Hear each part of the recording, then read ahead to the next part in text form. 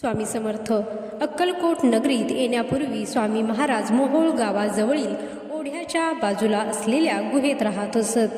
मोहोळ गावात एक सात्विक ब्राह्मणाचा 18 वर्षाचा एकुलता एक मुलगा अचानक आजारी पडला. भरपूर उपाय केले, परंतु काहीच फायदा होत नव्हता. मुलाची परिस्थिती नाजूक होत होती. कधीही काहीही घडू शकते अशी त्या मुलाची अवस्था झाली होती.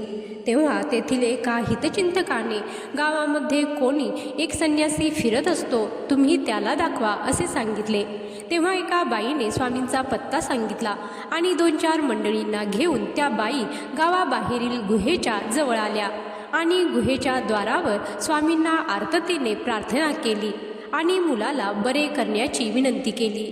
या आर्ततेच्या प्रार्थना ऐकून दयाघन स्वामींनी स्वतःच्या हाताने गुहेच्या तोंडाशी असलेला दगड बाजूला केला आणि बाहेर आले आणि ब्राह्मणाकडे बघून बोलले, भटजी, तुमचे काम झाले, आता घरी जा.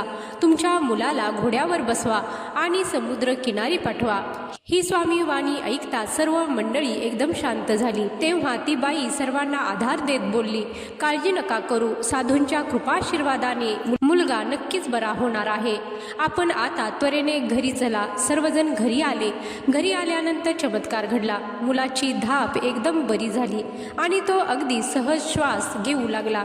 दुसऱ्याच दिवशी तो मुलगा हिंडू फिरू लागला.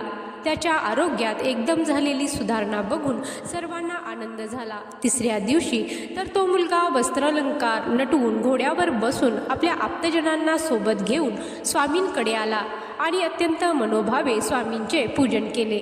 तर मंडळी, या कथेचा बोध हाच आहे की स्वामींना समर्पित भावनेने केलेली प्रार्थना, आर्ततेने केलेली प्रार्थना फलद्रूप होतेच. हे कायम लक्षात ठेवा. धन्यवाद. जय श्री स्वामी समर्थ.